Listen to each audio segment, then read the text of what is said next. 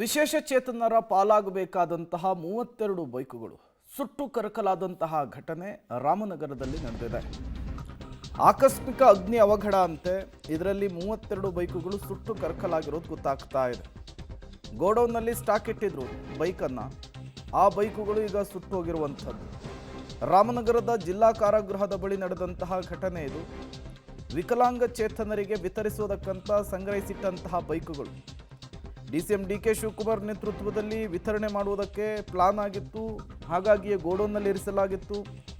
ಈ ಗೋಡೌನ್ನಲ್ಲಿದ್ದಂತಹ 50 ಬೈಕುಗಳ ಪೈಕಿ 32 ಬೈಕುಗಳು ಬೆಂಕಿ ತಗುಲಿ ಸುಟ್ಟು ಕರಕಲಾಗಿದ್ದಾವೆ.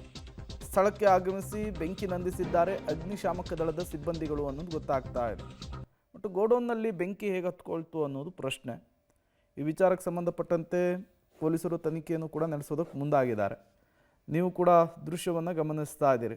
ಇದೇ ಜಾಗದಲ್ಲಿಯೇ ವಿಕಲಾಂಗ ಚೇತನರಿಗೆ ವಿತರಿಸೋಕಂಥೇಳಿ 50 ಬೈಕುಗಳನ್ನು ತಂದಿರಿಸಲಾಗಿತ್ತು. ಇದ್ದಕ್ಕಿದ್ದ ಹಾಗೆ ಬೆಂಕಿ ಕಾಣಿಸ್ಕೊಂಡಿದೆ. ಕ್ಷಣಾರ್ಧದಲ್ಲಿಯೇ 32ಕ್ಕೂ ಹೆಚ್ಚು ಬೈಕುಗಳು ಸುಟ್ಟು ಕರಕಲಾಗಿದ್ದಾವೆ ಅನ್ನೋದು ಗೊತ್ತಾಗ್ತಾ ಇದೆ.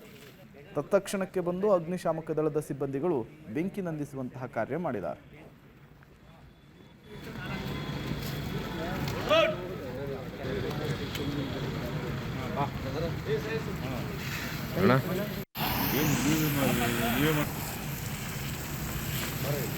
ಟೊಯೋಟಾದವ್ರಿಗೆ